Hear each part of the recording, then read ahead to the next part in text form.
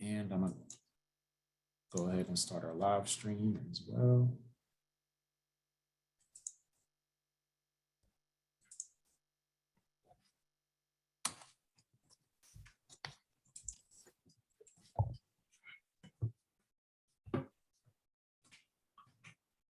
Can you guys hear me now?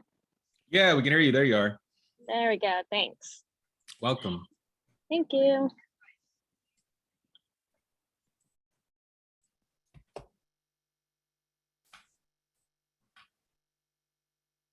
David, do you want to start us off? Yep. Sorry about that. I just had to No problem. get our live stream going. So good evening, good afternoon. I guess it's more evening than afternoon at this point. My name is David Walton. I am the event and programs manager for the Tompkins Chamber of Commerce. We are joined this evening by the New York Cannabis Growers and Processors Association. This webinar is being brought to you this evening by the Chamber in partnership with Downtown Ithaca Alliance and the Convention and Visitors Bureau and the City of Ithaca. So I just want to extend a huge thank you to all of you and thank you for being here on this Thursday night. I am going to go ahead and just introduce the Chamber President, Ms. Jennifer Tavares, and then I'll have her turn things over to our panelists and get us up and going. Just a couple of just quick housekeeping things before I pass it over, actually. Tonight's event is being recorded and it is actually now live streaming on the Chamber's YouTube channel. I will, when I'm done talking, I'll post that link in the chat so that people can use that link and share it with others later if you would like.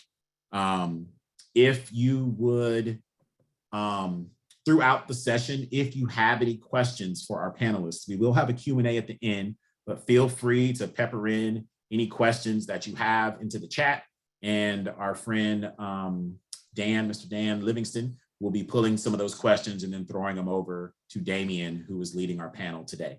And actually, what I'm going to do, maybe Jennifer will want to say some words at the end, or she'll have a question later. But for the sake of time, if you're cool, Damian, I would go ahead and throw things over to you. And let's go ahead and introduce our panelists today. Does that sound good? That sounds great.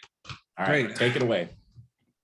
Well, thank you for having us. This is awesome. You know, one of the advantages, if there, there are very few, but one of the advantages of how we're all working these days is that, I'm able to talk to you guys from Manhattan and able to connect with Ithaca and talk about cannabis with every part of the state.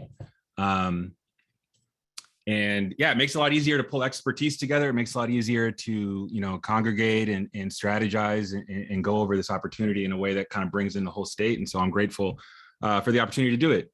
Dan, you can go to the next slide. Thanks. So to kick it off, I will kind of turn it over to our panelists to introduce themselves briefly. Every single one of them represents a different part of the cannabis business and, has different roots in different parts of the state. And so they were kind of brought together specifically so we could cover each part of the cannabis supply chain and what we can expect from the plant and from the industry in the next few years here in New York. And so I'll kick it over to Brittany to start us off with intros. Oh, you're muted. Classic. All right. Yep, always happens. I'm Brittany Carbone. I am founder and CEO of Tonic CBD and co-founder of Tricola Farms and Bardo Labs. We form a craft scale, vertically integrated hemp company, really focused on high quality, sustainable, and inclusive products.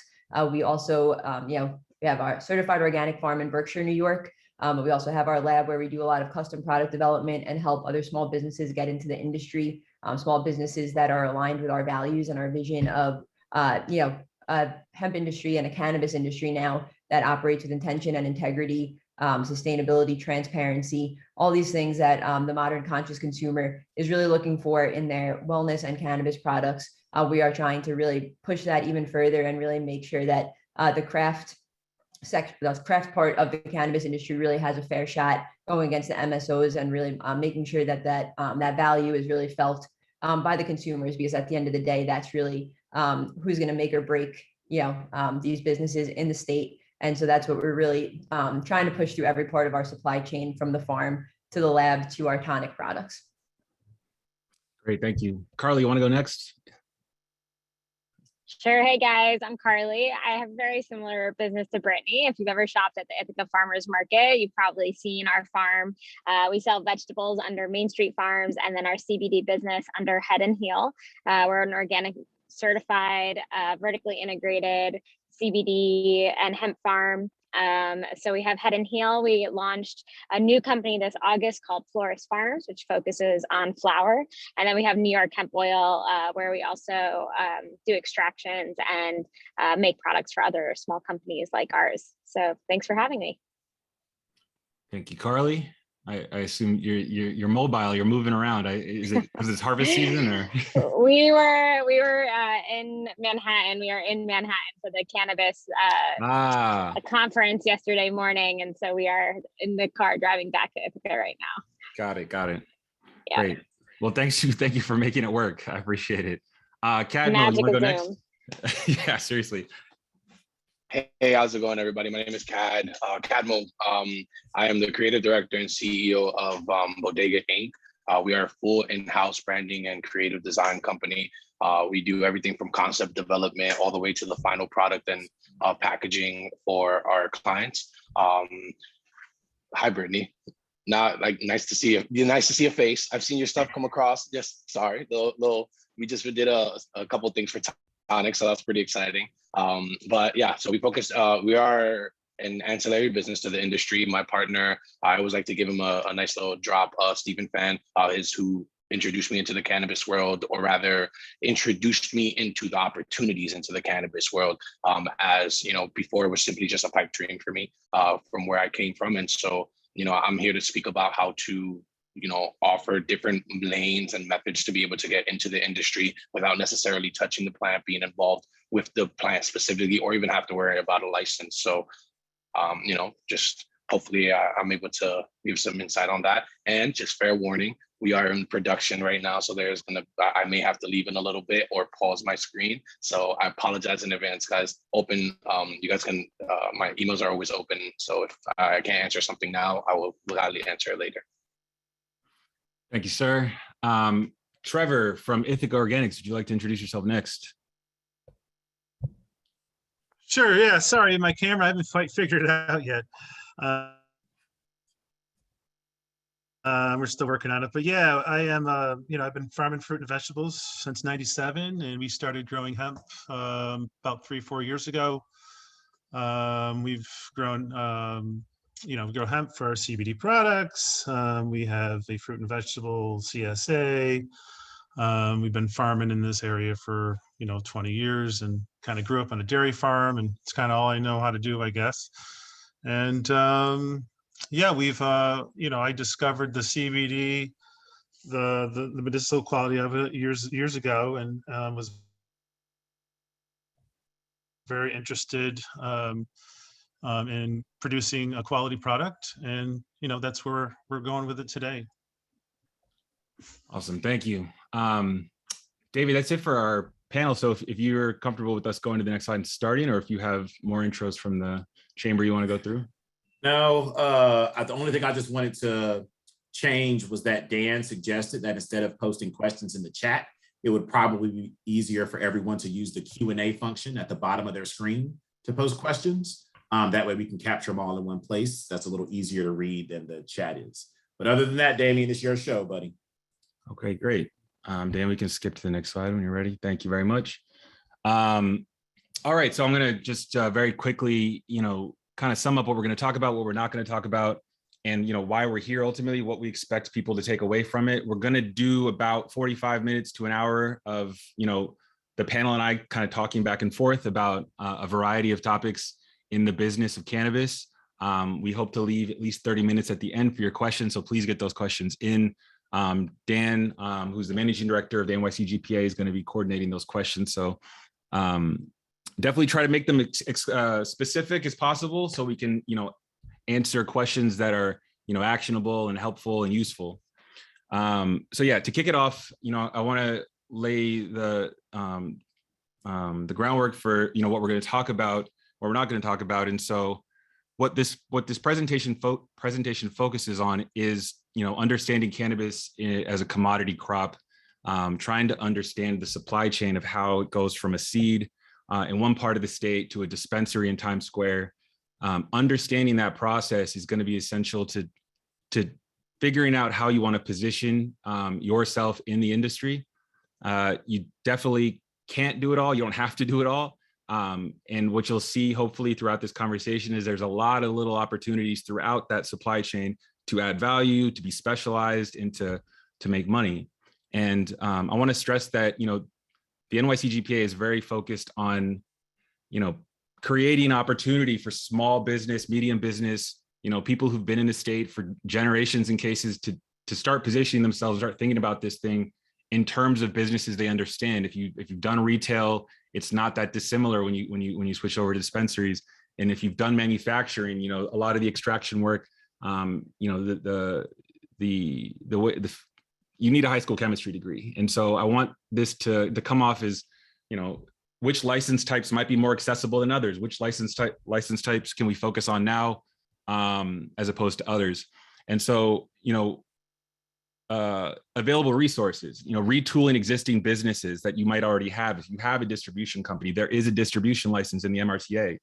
How can you start thinking about the truck you have in terms of how can I start moving cannabis flower from a farm to a processor outside of the city? Definitely taking advantage of the tools that you guys have access to so you can start a cannabis business for $50,000 instead of the $2 million you see in the news all the time. Yeah, let's go to the next slide. And so what we're not going to talk about are, a lot of it might be information that you can find readily on YouTube. And that is, the MRTA, the analysis of the MRTA, I suggest everybody go out and read it if you haven't already. It's not a very complicated or long document, but there's a lot of legal analysis of the MRTA on YouTube that's available. We cannot tell folks how they're going to apply for a license, what you need to apply for a license. That's all going to come out in the rules and regulations over the next, I'm losing it. That's all going to come out in the rules and regulations over the next 3 months. There's a lot of advocacy work going into that now on behalf of the NYCGPA and a lot of other stakeholders, but it would be a disservice to the state if we started telling people what they need to prepare to get a license, because no one really knows the answer to that question just yet. We're not going to talk about finance, access to capital. That is a whole nother conversation that if anyone's familiar with cannabis might understand. I literally just had my payment processor shut down for the 3rd time yesterday, and I'm just selling CBD that I grew in the state. So access to capital, banking, finance is a huge challenge in the industry, and it's going to take a lot of work to get to a place where small businesses have access to the capital they need to enter this space. Yeah, we're not going to talk about rules and regulations or lobbying efforts. You can go to the next slide, Dan. Great. What's unique about the New York market? What's got everyone so excited? I mean, one of the things we've talked about before in other panels about this is that New York already smokes an insane amount of cannabis. The consumer market is here. The culture is here. The knowledge around the plant is here. Really what legalization is and what it presents is it presents a way to stop sending money to California and start sending it to farms and businesses here in New York, because that's exactly what's happening with the illicit market. That isn't to say that there aren't legacy distributors and growers in New York who are also in a position to or deserve to transition into the legal market, but a lot of the money that's New York currently spends on cannabis flows out of the state, and the express purpose of the MRTA is to divert that flow back into the state. There's an end market maturity. New Yorkers kind of know what they want to consume already to a certain extent. The MRTA is an innovative legal document, in terms of what it offers businesses. On-site consumption is a huge thing that isn't really live in any other states in the States, except for maybe Las Vegas. You can think of all the applications for events, for concerts, micro businesses, social equity provisions. The commitments in the MRTA to social equity are huge, and a lot more significant and substantial than we've seen other states try to accomplish. And another big point I want to make is that the unit economics kind of dictate where things in the cannabis supply chain are going to happen. Retail is going to happen in the city. Retails are going to happen in cities largely. Manufacturing will likely be upstate. Growing will likely be in communities that have agricultural infrastructure. So we can start thinking about how Tompkins County might be positioned in the larger supply chain. You can go to the next slide, Dan. Oh, yeah. Here's where I'm sorry, go back to the last slide, Dan. I'm sorry. I'm looking at two different PowerPoints right now. This is why I shouldn't have two screens. The one before that. I'd like to offer my panel to please tell, to start with Brittany, maybe what makes the New York legal cannabis market, adult use market, what do you think is going to make it the most unique from what we've seen elsewhere?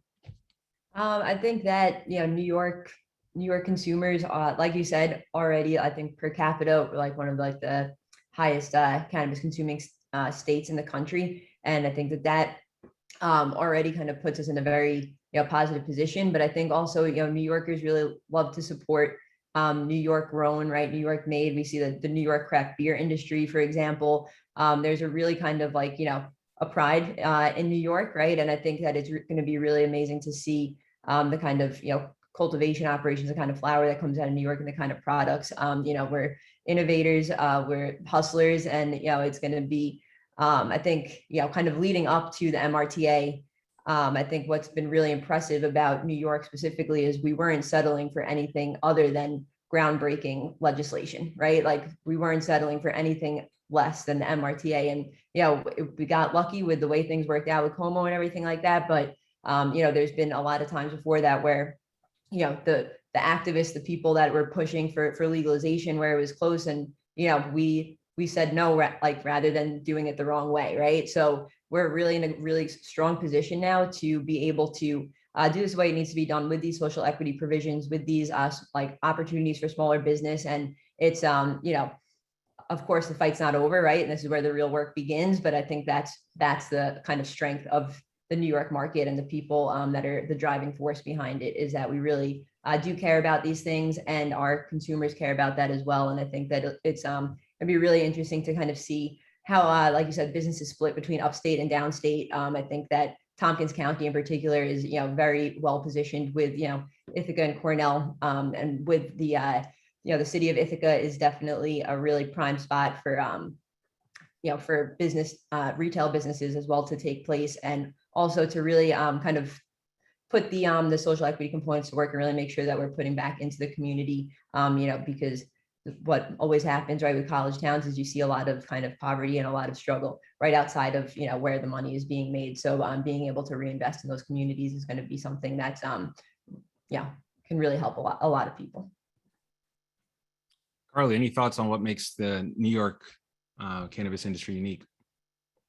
I think there's a few things. One is that I agree with Brittany about the MRTA. It's the most equitable bill I think ever made in history in this country. And I think having Chris Alexander and Tremaine Wright at the head of the Office of Cannabis Management are going to ensure that the goals that were set forth in that bill aren't just goals, that they're actually carried out. So I'm excited to see people who have historically been targeted by the war on drugs actually have an opportunity to enter this market, unlike how it's rolled out in other states.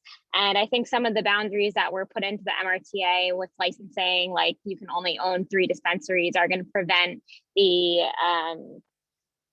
the huge corporate cannabis companies from coming in and taking over the industry. So I do think there is actual opportunity for some of the smaller guys here, and I'm hopeful that we see that carry out over the next few years. Great, thank you. Cad, what do you think? So I'm going to touch up a lot on throughout these conversations on like more so the ancillary side of things. Also because these lovely ladies are very knowledgeable on things I will rather not make myself look like a fool of. But I believe that the New York market is specifically unique because as a creative, for example, right, we had this conversation at a previous panel that Damian moderated, and New Yorkers are creatives. They're already unique in themselves. They're already people that are able to, they're groundbreaking, like I heard. And so we're going to be able to see a lot of amazing things coming from the industry because of the fact that New Yorkers are now able to kind of express themselves. And so I'll look at that from my point of view, seeing the ways that branding is changing, seeing the different opportunities and businesses that are opening up, to support the cannabis industry, So obviously we run a design and print shop, but you have all the other industries such as security. You have such industries such as technology and so on and so forth that are going to be able to take the creativity that comes out of the state and actually try to apply it on a broader spectrum. And, that makes us really unique, because even though we might not be the first, second, or even, towards the beginning of the ones throughout the nation that are actually becoming legalized, we are definitely going to be the ones that start setting a pace, as we definitely did with the MRTA. So it's excited to see what other innovative things are going to be coming out of the state. And that's what makes us unique. Trever, anything you want to say about the New York market that's going to make it unique next year? Well, I think our panelists are pretty well knowledgeable in that regard. I mean, it was well said on everyone's part there. Definitely New York's a big market, one of the biggest. Kind of the last ones getting into it here. But there are, another point on it would be, I think there's a lot of great farmland, a lot of great farmers in New York State. So there's a lot of farmers, small families that are ready to take this opportunity and go with it and try to keep the money in New York State. Yep. Great. A couple of points I want to make here before I jump into the supply chain. There's three larger things I just want to leave the audience with here, is that we really need to challenge the status quo thinking that exists in New York, that we need to be thinking about attracting business to New York to bring jobs here. We need to think about subsidizing taxes or advertising ourselves for other people to bring employment here. All the skills and talent and ability to build a cannabis industry already exists in New York State. It's been here. And so this industry isn't necessarily one that has to be brought to us. It's something that we actually get to create organically ourselves. And it's important to kind of flip that mindset, because in so many cases in rural parts of the state and rural parts of this country, it's the reverse. It's like, please come here. We've got this new thing set up. We've got this other opportunity here. This is not that. This is, we can do this ourselves in a lot of ways. And it'll reflect who we are better if we do it that way as well. The second one is that leave any biases about personal cannabis use aside when thinking about this opportunity, because those biases are probably the result of decades of misinformation, but also it's legal and it's here to stay. And it's helpful to start thinking about this more as a commodity with the uniquely regulated supply chain, rather than something that kids are going to smoke in the streets and it's going to smell. It's a business and it's not going anywhere. You don't have to smoke weed to work in weed, but you also wouldn't buy wine from someone who never drank it. But I want to also emphasize that recognize the opportunity here as something that is really cool opportunity for New York, in that upstate and downstate have to work together. No cannabis can come from out of state. There's no manufacturing that can happen out of state. The plant literally can never leave the borders of the state. So, farmers upstate are going to be working with retail owners in the Bronx. They're going to literally be taking trips to see each other and meet in ways they haven't before. A lot of farmers can attest to the fact that they're often competing with Connecticut and Jersey, Pennsylvania farmers who might have lower costs. That's not going to happen here. There's a huge opportunity for upstate farmers to really take advantage of the end market in New York and other cities. Dan, we can skip to the supply chain. And this mess here, I want to take some time with so people understand that what the MRTA created is not a vertically integrated supply chain. There are two classes of licenses that are vertically integrated. When I say vertically integrated, I just mean from seed to sale, they're capturing every ounce of profit from that business.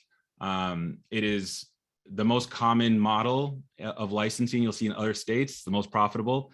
It's also the most expensive. If you are building a cannabis vertically integrated business, you have to get a store, you have to get the grow, you have to get the processing, deliver, you have to buy all that upfront, you have to get the cash for it.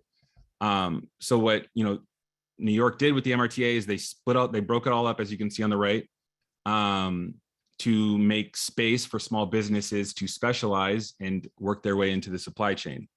And so I think I kind of want to ask the panel, why do we think obviously the intentions are kind of obvious there. How deep is the commitment, really, do we think the MRTA is in maintaining this small business friendly supply chain? How quickly do we expect this to become more vertically integrated? I can throw it to anyone on the panel who wants to jump in.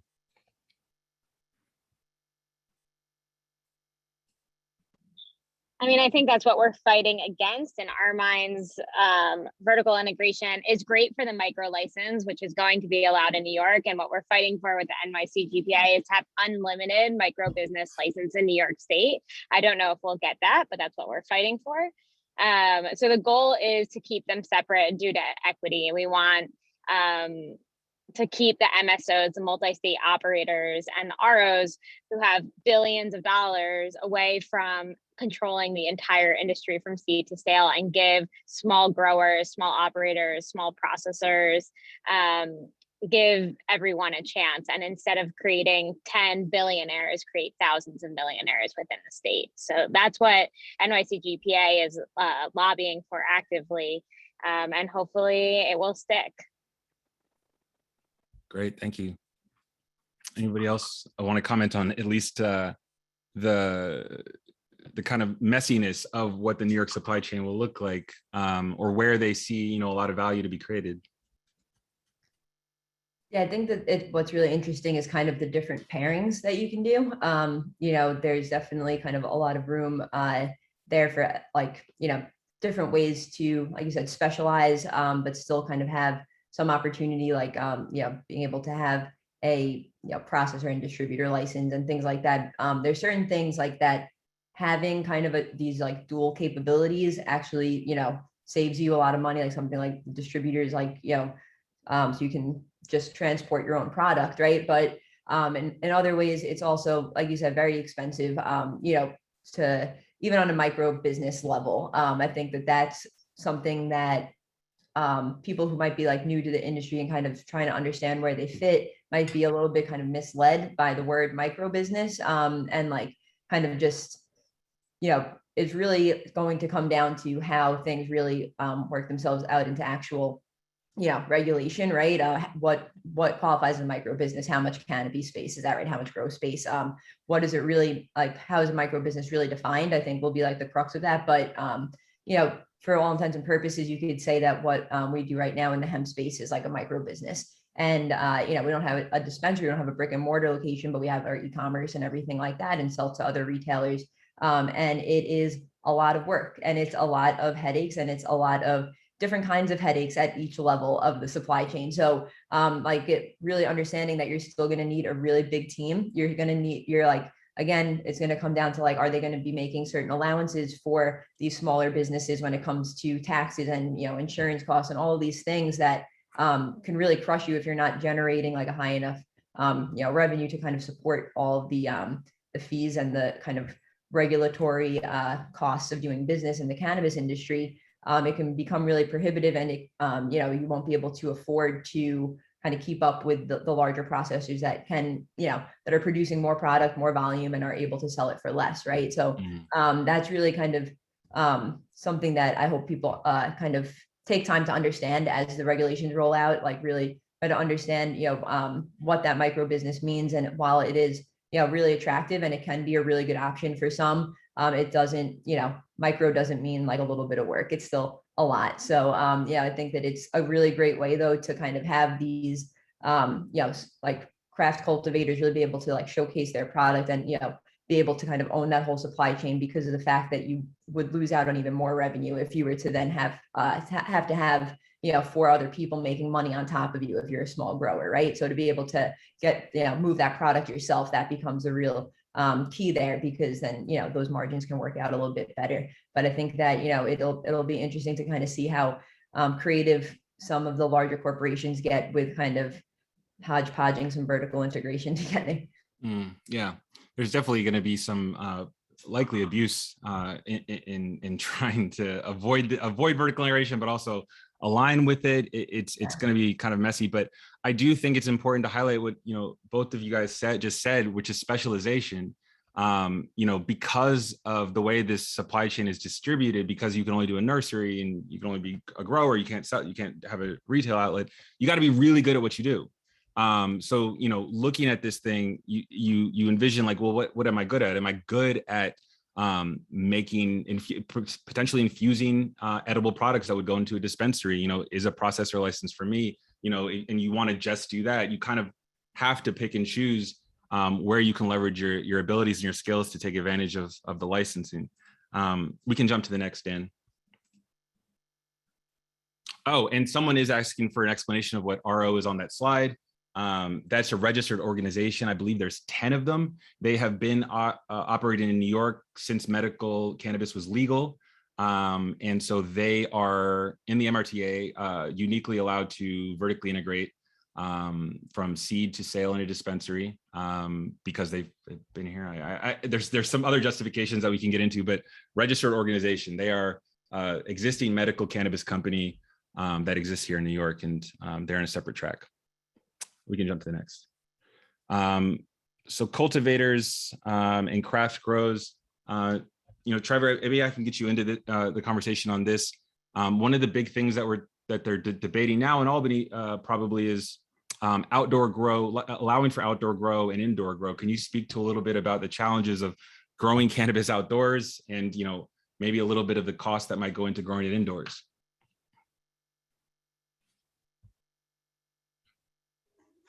Sure. Yeah. I think we all know here in New York State, outdoors has been rough this year.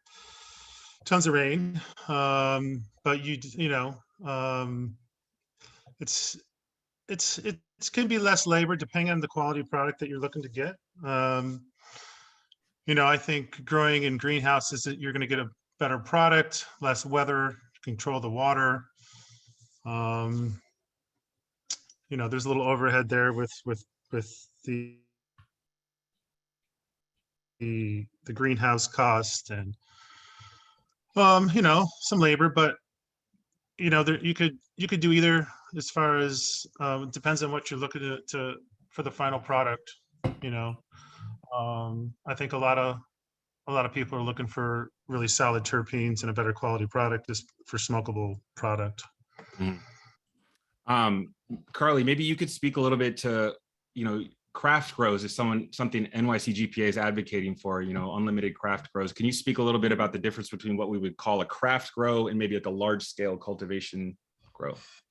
Well, it's definitely still being defined. I think on Tuesday of this week is the first meeting of the Office of Cannabis Management, where they'll start creating the regulations and defining the scale for the different license sizes. So we're not exactly sure what it's going to look like, but a large grow would be something like a 50,000 square foot indoor grow, whereas a small grow would be more like 2,000 to 5,000 square feet. And there's outdoor versus indoor. There's going to be different requirements for both of those, but outdoor, of course, is going to be cheaper. You're going to probably have to put up security fencing, security cameras, and have on-site security, at least during flowering, I'm assuming, is what they're doing in Massachusetts. Whereas indoor, you have all the costs of putting up big buildings, and of course, all the energy, the lights and everything that goes into that. But we'll see once the regulations are released, which we think is going to take probably another maybe 5 to 6 months to get clarity on the regulations of where the tiers are going to lie. But we do know that there will be probably 4 to 5 tiers, I believe, of different sizes of licensing, and those craft grows will be the smallest size. Great. We can jump to the next one, Dan.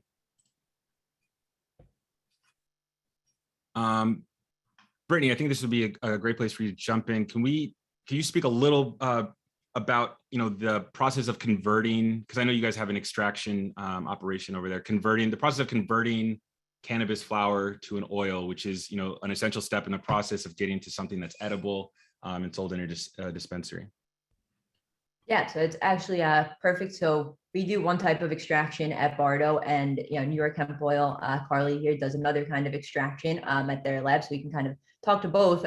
So what we do is CO2 extraction. We take the biomass that we grow on our farm, put it through CO2 machine. Basically, we have a machine that can really is really kind of fine-tuned. Probably would be more valuable in the THC industry, honestly, because it can really capture a lot of the terpenes, separate out the fats and waxes a little bit more from the CBD material. But then once it comes out of that primary extraction phase, then we put it through a process called winterization. Winterization basically is a process of getting the fats and lipids out of that initial extract, cleaning it up, right? Getting all that kind of waste material, if you will, out of there. And we actually upcycle that waste material and use it as like a wax component in some of our formulations, like our body butters and things like that, as like a replacement for beeswax. And after the winterization, there's more kind of filtration that goes on. You have to recover the ethanol that you have to introduce during winterization. So there's all these kinds of claims around like clean processing as far as like CO2 being cleaner. And, I think that that's something people miss, is that ethanol is still used during that process. So like, I don't know if you would say that CO2 is any safer than ethanol, right? Because it's all about how you actually recover those solvents and how you clean like the extracts, right?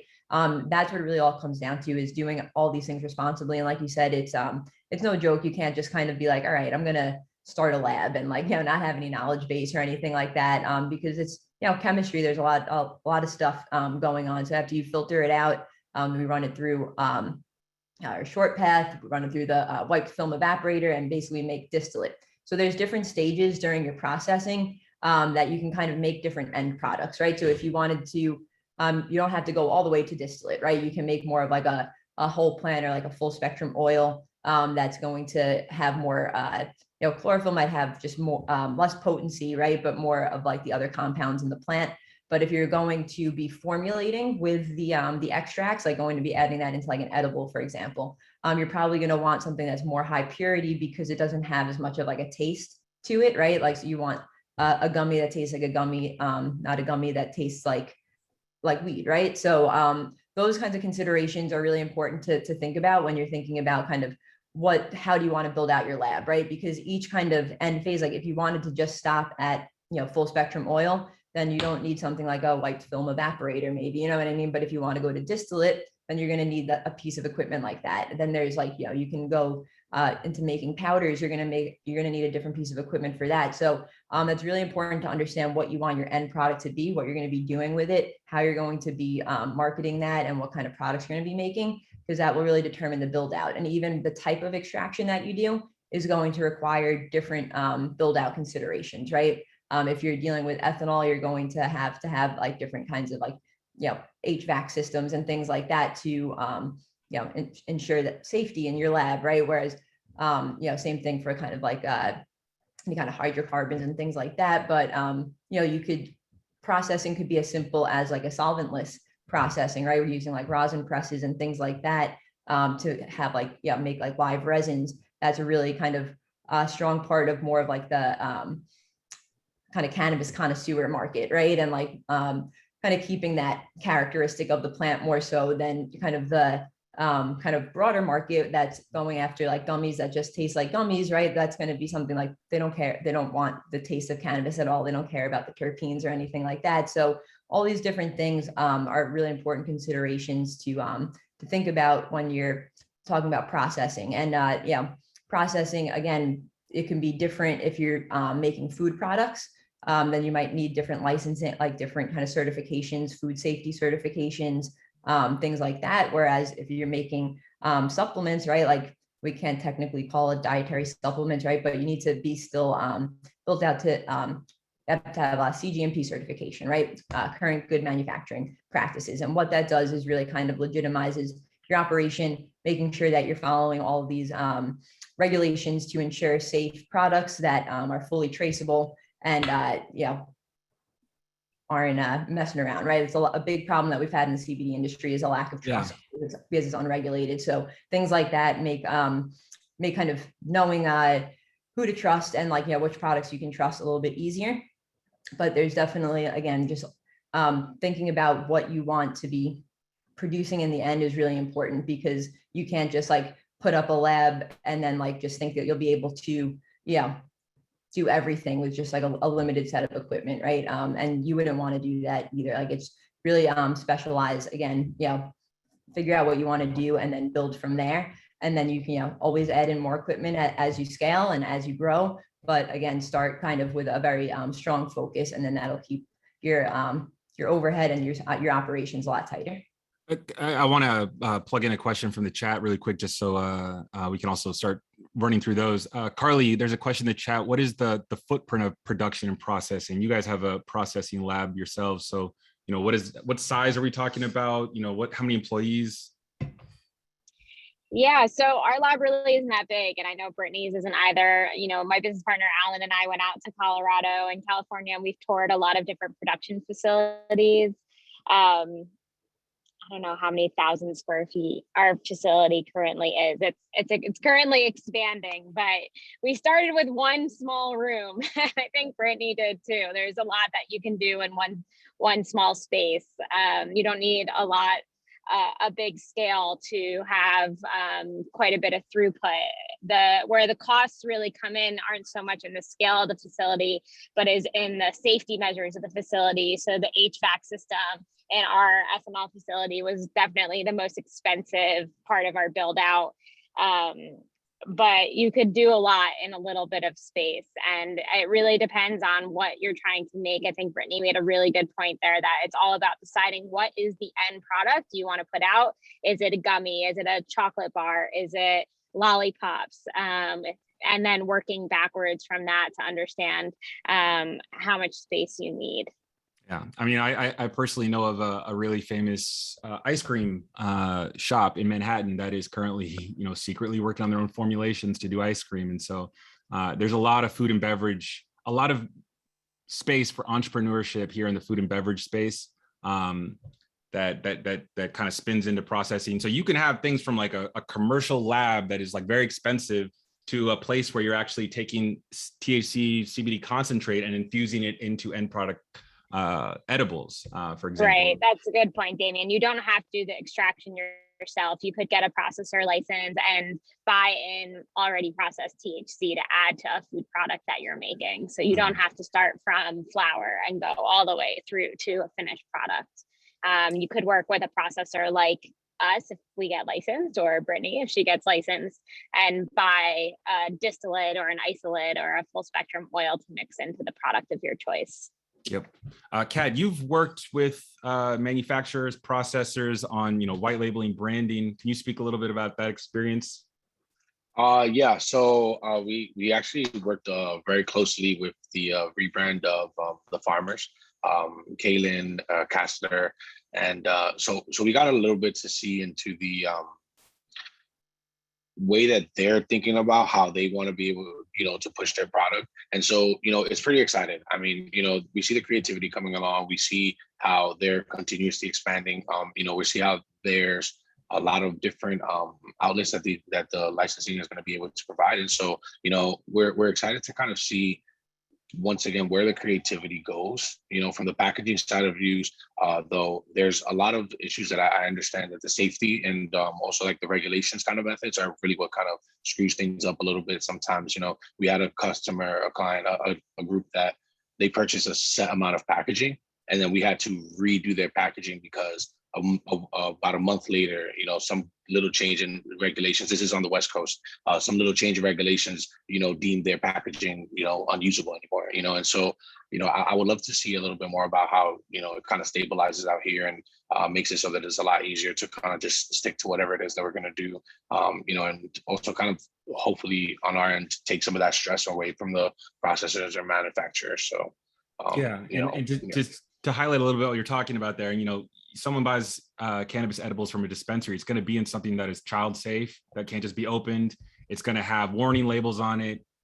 You're going to have, this has this much THC in each bite of this, and, recommended dosage level. So it's the labeling gets complicated, and it's all subject to change with the regulations that when you see them come out. But it's not just like selling chocolate bar. It's going to get a lot more complicated than that when it comes to the processing, the packaging, and everything.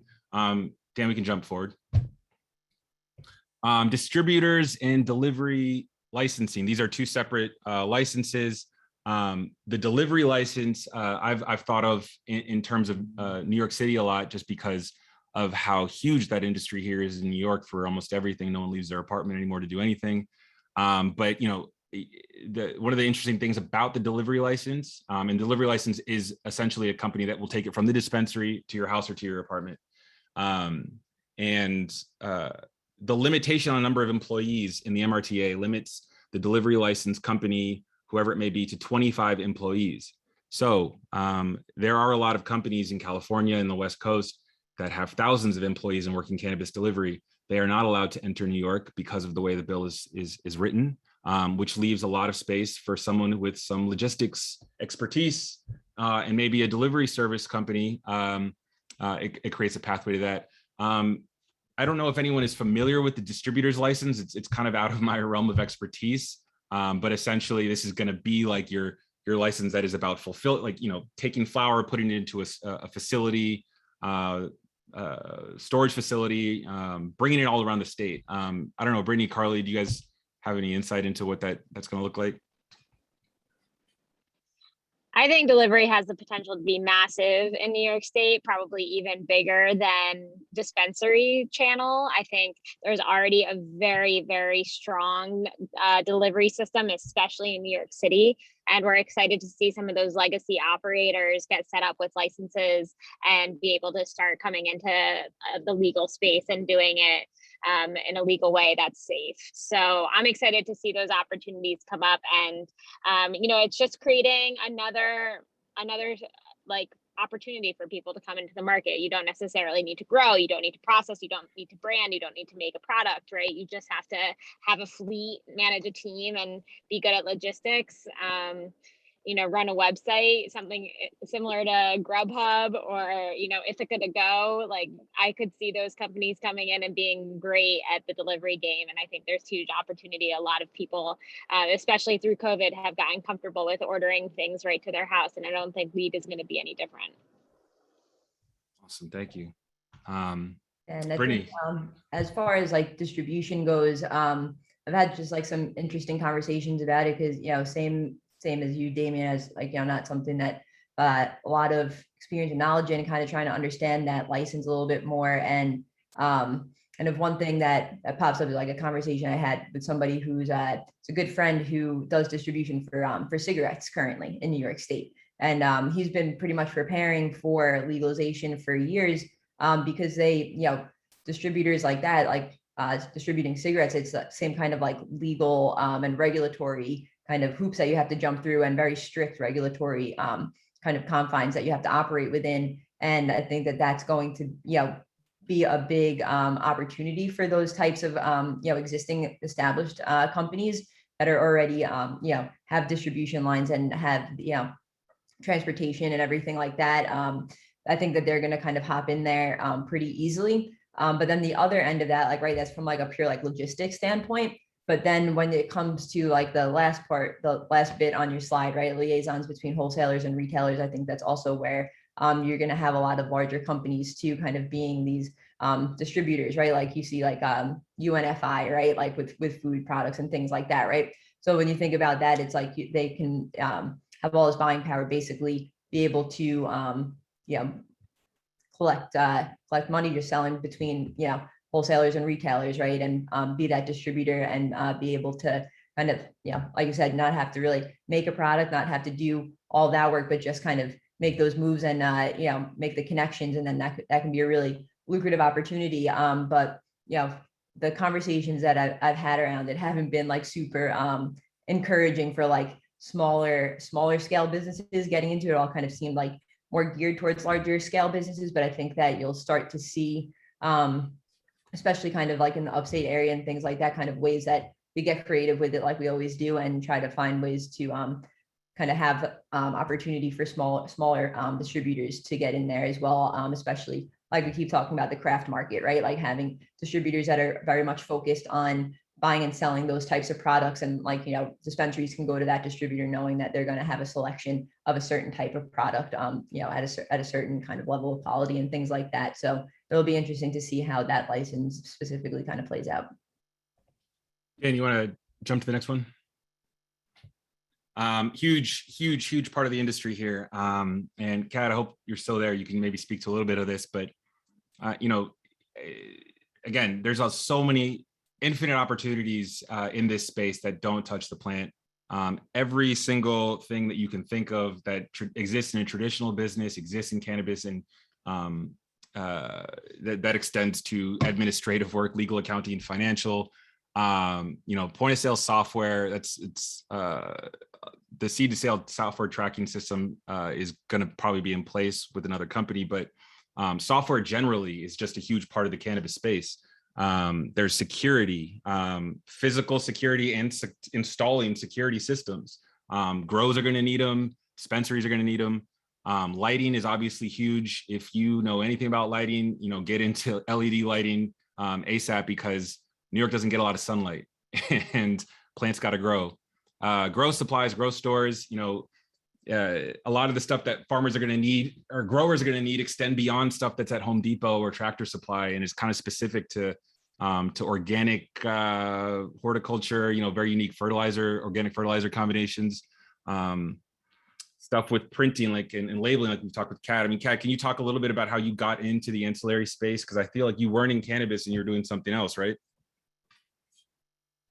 Yeah, so my background actually, funny enough, is not in like design or printing or nothing like that. I actually went to culinary school.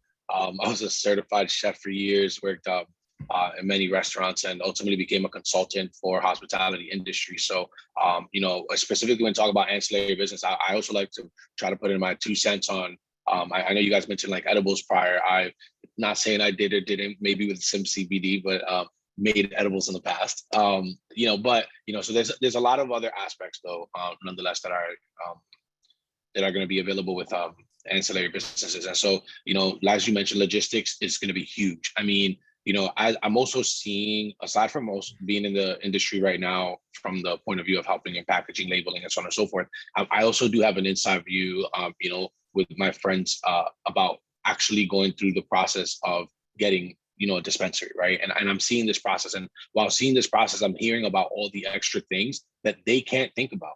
There's so much concentration and so much focus that has to be put on, actually getting the license, that, your point of sale software, your security, your cash management, your media, your branding, all of that thing, all of those are things that, people don't necessarily need to think about as they're focusing on, cultivating or processing or manufacturing or the dispensary, and that's where it gives a lot of opportunity, for people in the ancillary business, because I mean, just looking at this slide, this is a plethora of different options and lanes that people can go into, right? And, you're going to be able to be hand in hand working with the plant, maybe not physically touching it, but, a lot closer than many people actually think, because I hear all the time about how to get into the industry. And, recently have people, to tie it into what you actually initially, people have asked me, how did I get into the industry when I'm from the Bronx? It was a pipe dream. Oh, one day we can smoke weed, publicly, or, we'll be able to buy it somewhere. And I come from a family that was very much so not accepting. My mom still doesn't accept it. And, so when coming into this industry now, on the sense of like, I'm already involved. It's not even for sale yet here in New York, and I'm already here getting clients left and right. And it's an amazing thing to show that, hey, like, some of us that maybe don't have the funds, the knowledge, the connections and networking opportunities to be able to actually, touch the plant, seek these other aspects. And I feel like a lot of jobs are going to be created. It's I'm sure everybody knows already this example, but the gold rush, you can make money off the gold, but they need hard hats and picks and all of that other stuff. And that's what a lot of people need to focus on, that as much as many there's going to be a limited amount of licensing and whatnot, but the opportunities in ancillary are endless. And, definitely people look at do your research, and not just see of how you can get into the industry with licensing, but really see what else you can offer the industry. Because trust me, the people going for licensing, and I mean, everybody else, please give your 2 cents on that. They don't want to focus on half of this other stuff when they really need to focus on making sure that everything is actually done. Yeah, I would recommend being cannabis adjacent rather than it's a lot easier. Less overhead. Yeah. Less overhead. Yeah. Much less. Well, Kat, if your mom might not be proud of it, but we're proud of you, bro. So I'm glad you're in cannabis, man. Yeah, it's exciting. We can jump to the next in.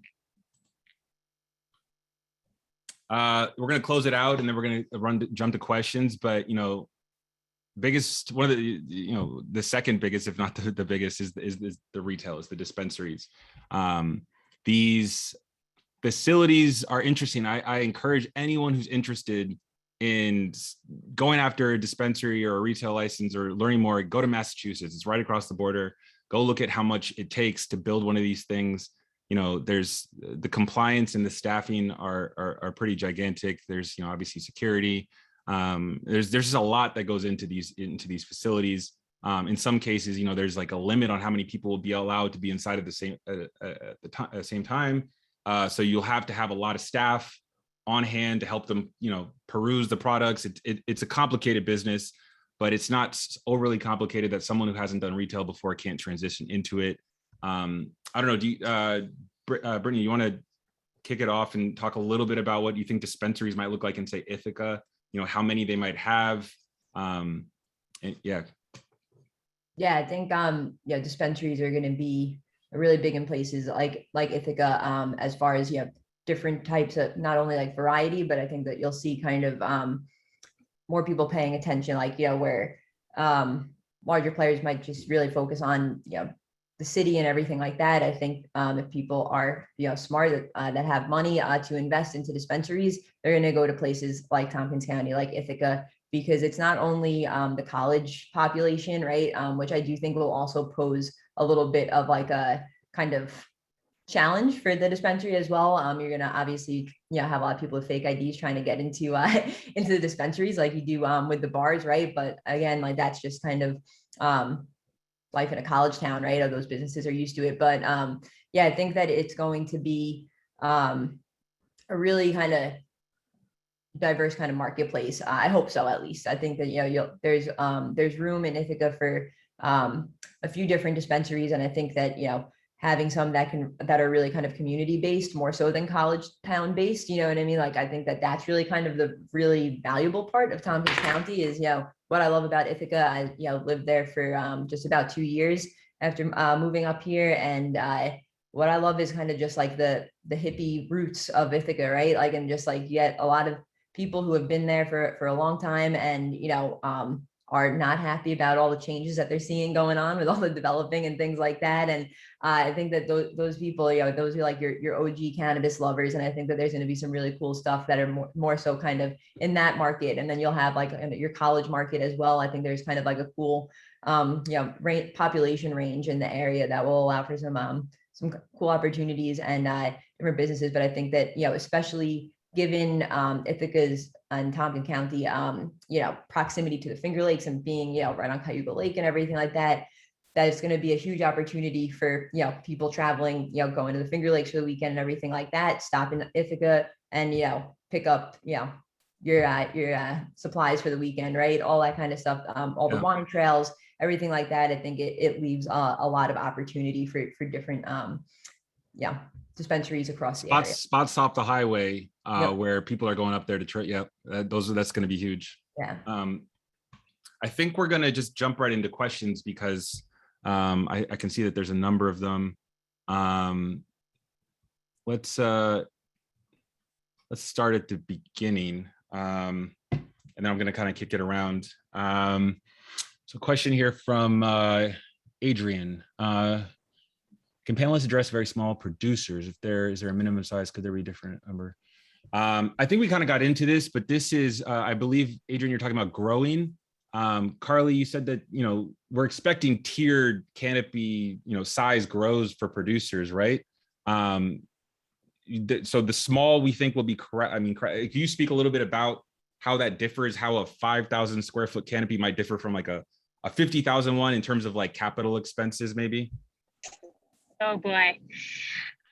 That's a loaded question. I'm sorry. Yeah, I'm not exactly sure. I can tell you guys what we're doing as far as getting ready, and starting to try to financially plan for some of this stuff. We're getting quotes for fencing. We're getting quotes for security systems. We've been talking to developers about buildings for our indoor grows. So we are starting to have those conversations. So I would encourage you to start thinking about what size grow is best for you. And I would definitely encourage you to think about whether you want to be growing indoors versus outdoors. And when you're thinking about your outdoor grow, something that we learned in Massachusetts is if you want to grow 2 acres, you're not just fencing off 2 acres because cannabis is a very heavy feeder and you don't want to be growing on the same land over and over again. So we'll be fencing in probably around 10 acres of land with plans to do a 2-acre outdoor grow. So I would say, we're looking at a 5x multiple, and fencing in 10 acres isn't cheap. So start looking at pricing and start looking for contractors, because our building we're starting to build this fall with or without a license. We're going for it, and we'll see what happens. You take some risks. You take some risks. One of the questions Adrian also asked, how can a small producer find buyers? I think that's an unanswerable question right now, but I do know that I'm confident, and I think a lot of us can agree with this, is that we're probably not going to grow enough cannabis to sell in all the dispensaries in the first year and the second year. If you grow something that people want to smoke or, consume, it will find a shelf in a dispensary. For sure. And I think that there will be a lot of effort on part of the state to connect those small producers with the retail licenses wherever they may be. So I wouldn't worry about that now. Sorry, is there clear lines on what activity resides in which license? And if so, how does that look across the state? So every activity in the legal cannabis market is going to exist in the state of New York. Unless you're in the ancillary space that doesn't touch the plant. I mean, nothing around cannabis is going to exist outside of New York State. This is a good question, and I think easily answerable. Will NYC be granted more retail opportunities due to per capita than upstate New York or Western New York? I don't know if that is possible if it's per capita across the state, right? Everyone will get the amount of dispensaries per whatever their population is, correct? I don't even know if we have an answer to that. Anyone want to jump in? No? You're muted, Karli. I'm sorry. No, sorry. I was just saying something, Alan. Yeah, we don't exactly know what the plans are for New York State. There were some recommendations about, how many dispensaries per number of people in the city. I think I saw that on your slide, Damian, like 1 per 10,000. It might be 1 per 20,000. We really don't know what they're going to do. And so we're just going to have to wait and see what the regulators regulate. Yeah. David, do you have something to say about the dispensaries per capita, possibly? Or at least, where they might be located around the state? Nope. What about the liquor store model? Only one person can order the liquor store. How about only one person owning the physical? Multiple people can own a dispensary. There's multiple people can own a license, but you just can't own multiple different licenses because of the way it's structured. But yeah, you could have a team of 10 people owning one dispensary and be on the license. I believe so. I mean, that I don't know why they wouldn't allow that. So dispensaries can't fill previous retail stores. I live in an area with tons of empty strip malls, low income areas. I get that they will have to meet regulation, but it will really be built up for. We don't have an answer to that. Those will be in the rules and regulations. It would make no sense for them to require a brand new facility be built for dispensaries, especially if you consider New York City is just blocks of old buildings. They're not going to make people tear it down to build new dispensaries. You will be able to convert, existing facilities to dispensaries. Can outdoor cannabis growers and hemp farmers coexist in the same areas without negatively influencing each other's crops with cross-pollination? David, can you speak to this? I think this has been brought up before about, hemp farming with the male and female plants and cross-pollination. Is this going to be a problem, do you foresee, with the cultivation aspect? You're on mute if you're trying to go. Brittany, maybe you can speak to this while we wait for David. Have you guys had problems with cross-pollination? We haven't had problems, but I know that it's definitely a concern. Something that we, have been, just kind of thinking about since we started growing, because when we first started our first year growing 2018, we had some locals tell us that people like to grow a lot of cannabis in the middle of their cornfields, which is interesting, something that I didn't know. So that, we've been concerned about it. And what's it called? It was even a concern when Canopy was supposed to kind of set up that huge industrial hemp kind of complex, and they were, trying to scout a lot of farmers in the area to, grow the industrial hemp for them, industrial hemp, as opposed to hemp cannabis, as they classify it, are male and female plants, right? So even just having the male plants can, influence that crop and everything. So it's definitely something that you need to, be aware of, be careful of, kind of know your surroundings. Just like if you were to get like an organic certification, right? You kind of need to know who's around you, what they're doing, and how that's going to influence your crop. And I don't know the answer to like how can they coexist if there is, a neighboring farm, one doing CBD, one doing THC. I honestly don't know if there's a way to be able to mitigate that cross-pollination, or if it's just kind of like, a matter of, which way the wind blows, right?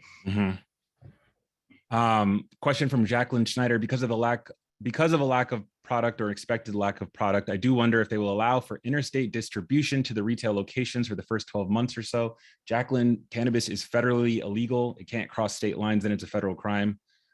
So it's currently happening. If we don't grow enough cannabis in New York legally, California sure has a lot of it. They'd love to send it over. So that will likely continue. I'd encourage people to think about the opportunity with the legal market as a way of diverting the illicit market, which has been going on for decades, into a legal market. The harder we make it for people to get licenses, the more compliance there is, the more capital intensive it is, the more likely it is that people will just continue to sell weed illegally. And that's what we don't want. We want a regulated market where everyone can share in the prosperity and build together. Can anyone speak to a testing lab, not processing, but testing THC or CBD content for the purity of the product? I guess Karli or Brittany, do you guys have any experience with the testing? Sure. So we get tested for what the states are testing for and looking for when it comes to safety is pesticides and heavy metals in the plant. And cannabis is a very heavy feeder. It's a bioaccumulator, and at concentrated levels, pesticides and heavy metals can be fatal to humans. So that is what they're testing for mainly, and that's what you need to watch out for. So I'd recommend, if you're looking for land, you test the soils before you put any seeds in the ground, and make sure that that land is clean, because even a small amount of pesticides or heavy metals can get concentrated into the plant and make your crop unusable. Great, thank you. Yep, that's a great answer. Before I put any CBD plants in the ground, I definitely tested it. Sorry, go ahead, Brittany. I was just going to say, like, kind of finding the right lab and vetting the right lab early on is also really important. It can be difficult to find, a lab that you're happy with. And it's a costly process too. So it's not one that you want to kind of risk having to, retest your crop, or or retest. You can kind of, it's not like you can grow, your entire grow space, right? Like, let's say 2 acres. You're not going to grow 2 acres and then be able to take, maybe 1 or 2 samplings and to get that sent out for testing and be representative of the entire crop. There's a limit. Not sure if it's been established yet, in New York, what that limit is, but, usually, let's say like 5 pounds, right? Or like 10 pounds is the limit of that's like a batch, right? And because it needs to be representative, even in an indoor grow, you can test one plant in the far, right corner, and another plant in the near left corner, and they're same strain, same condition, same everything, and this could still be a little bit different as far as like potency and things like that. And that becomes when we're talking about labeling compliance and everything like that, you need to be able to reflect accurate numbers on your labels, that what's actually in that plant as far as potency. Karli mentioned as far as the contaminants, which is super important for safety and something that they're going to be really watching out for. But on the consumer level, and even from the compliance level from the state, you're going to also need to be within a 10% range of what your label claims and everything like that. So you want to make sure that you have a good relationship with the lab. It's going to kind of moving in the direction of they need to be DEA certified and things like that. Just kind of vet them, make sure that they have all of their shit in order, that they're ISO accredited, all these different things that you can look for in a testing lab. I can't stress enough how important it is to just really have a strong relationship with them, because they're going to be dealing with them a lot. Yep. Jeff Warren, is there a consideration given the potential scale of production that New York might generate about the carbon burden associated with legal cannabis? Can we accommodate a Colorado or California rivaling market without significantly increasing our energy use? Jeff, this is why it's important to advocate for outdoor grow. It makes no sense, if you care about the environment, we'd essentially be growing coffee in a warehouse with lights when the sun's right there. I will say though, if you think about who gets sunlight and where cannabis is going to be grown in the future, it is the Southwest, it is the West Coast. California gets 300 days a year of sunshine. New York State gets 170. That's money that you're having to spend on utility costs, and those utility costs will add up. I don't know, can anyone else speak to that? We don't know yet, how important the environmental component of the MRTA will be enforced, but I expect there'll be some element of it to prevent, a huge burden on the utility of the state. Yeah, I think we really need to push for, tax breaks and, incentives for renewable energy, for installing solar panels, on your grow facility or something like that. If you are doing an indoor grow, things like that, just making sure that we're incentivizing operators to actually implement those things, because, they're expensive to set up. They save money in the long run, but when you have so many other startup costs, sometimes that's going to kind of take a back seat, unless the state can really offer something attractive for the operators to say, okay, this is worth 100% worth my money up front, because it's going to help me out, immediately with, offset other expenses, right? I think that has to be the way to do it, because that's kind of like the reality, and I speak from experience. So we are very much focused on, sustainability and, really making sure that we're being responsible and ethical in every part of our process. And as a small business, that doesn't have a lot of capital and cash to burn,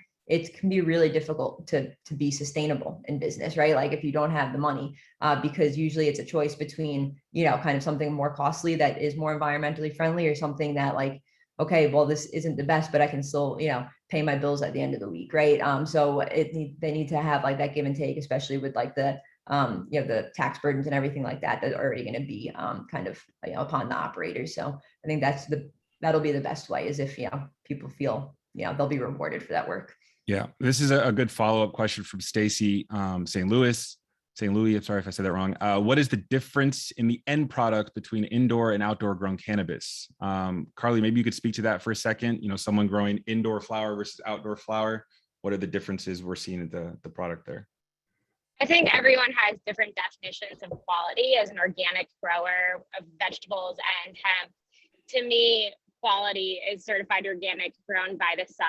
But I think what we're seeing in Colorado and California is that the control that you get on an indoor grow, the quality that you get in an indoor grow, in some people's minds is a higher quality flower, especially for smokable flower, than what you can get outdoor, just because you have complete control over the elements. So you're going to get a much tighter bud. You might get higher terpene, you might get higher THC percentages because of that control, and some might see that as higher quality. But I think everyone has to choose what they see as higher quality, whether it's the sun-grown or something that might take up a lot more energy. I think you have to find a balance between the two. But I think technically, for most people in the mature markets, an indoor grown flower is more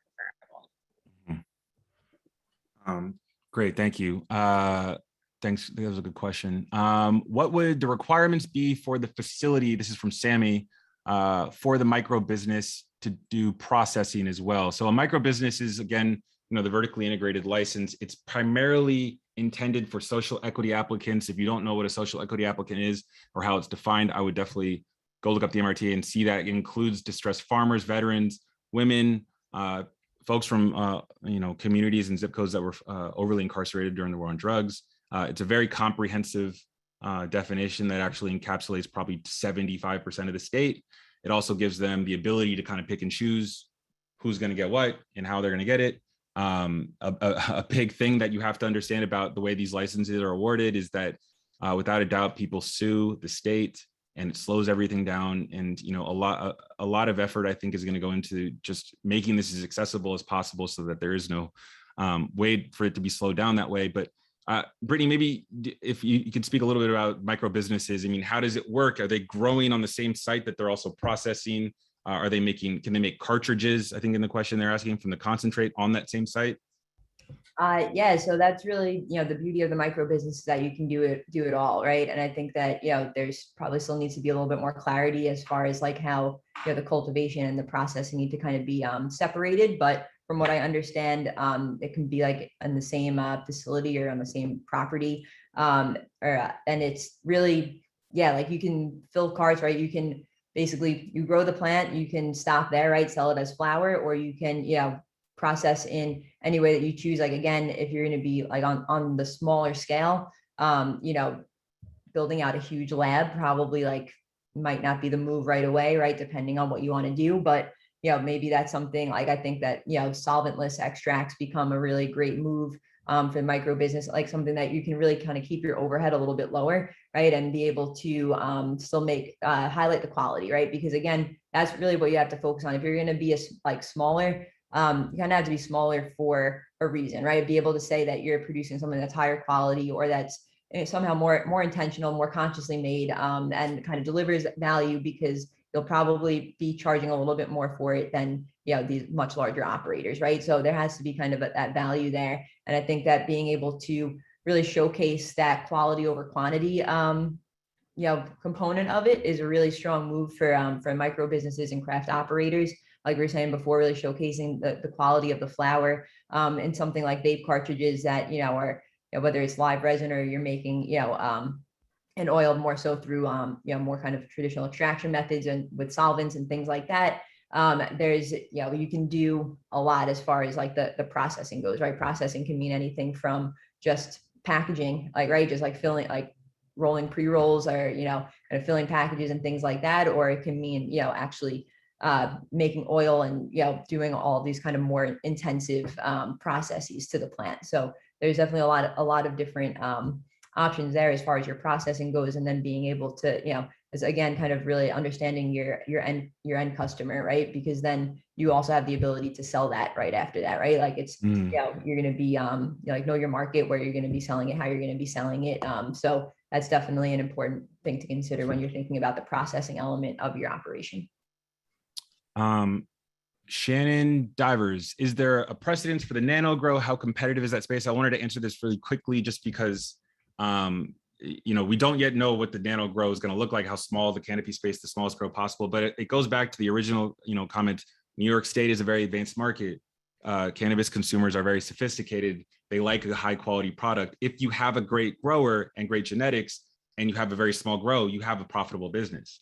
If you're a small grow and you were growing something that no one wants, I mean, something that is like just like what the big guys are growing, then you're going to have some trouble becoming profitable. And I encourage people to really not rush into growing if you don't have an experienced grower who knows how to, you know, grow the kind of bud that people want to smoke, because they're out there in California growing it every second, and you'd be competing with them, and they have a lower price. So definitely only go into like a small grow if you're confident in your grower's ability to make a high quality product.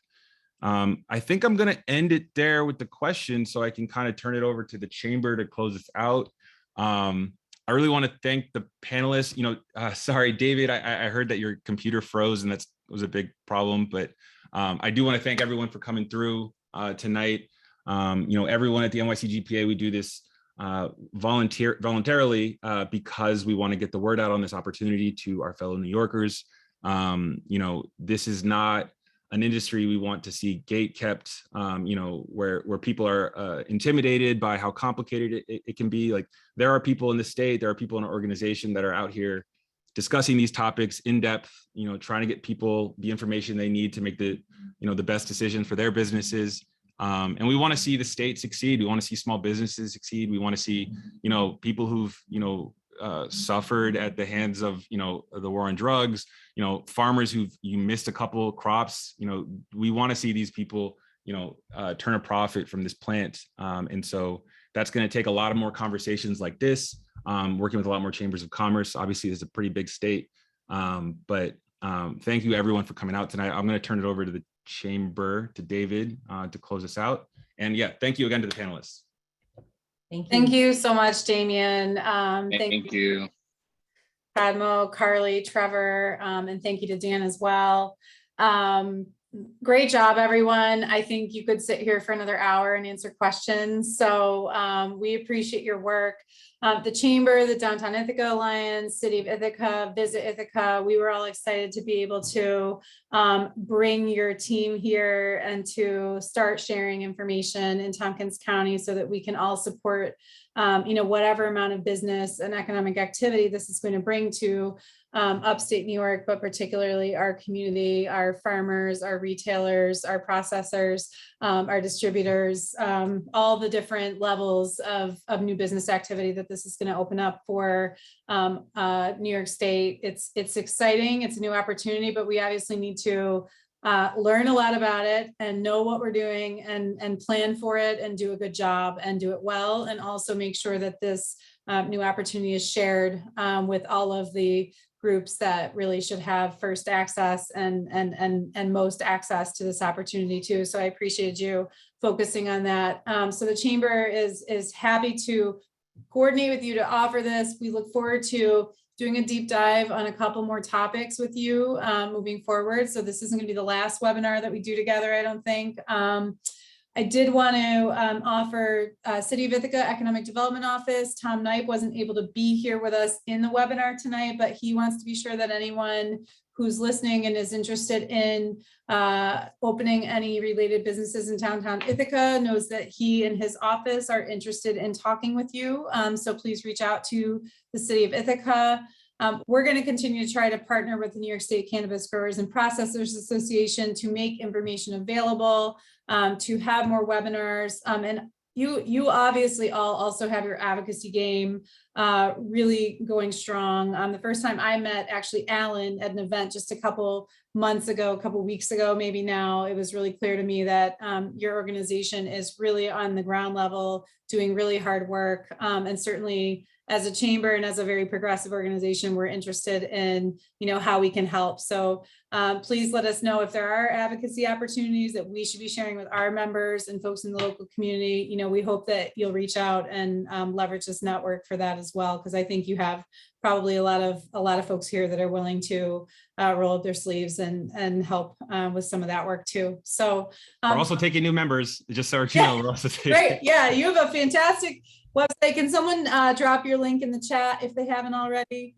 So if someone could pop your website. Yeah, Dan, could you just drop it in there? That would be great. And, thank you all again for your time this evening. Wonderful job, great information.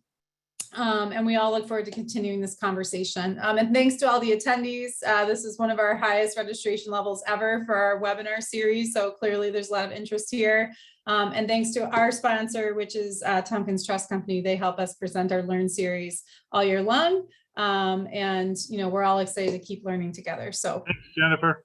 Yeah. Thank you. Do you want to jump in again, Trevor? Or are you good? No, I was just thanking you. Thanks for your input. Okay, great. Appreciate you hosting. Absolutely. Great to Thank see you. you all. Have a good night. Thank you.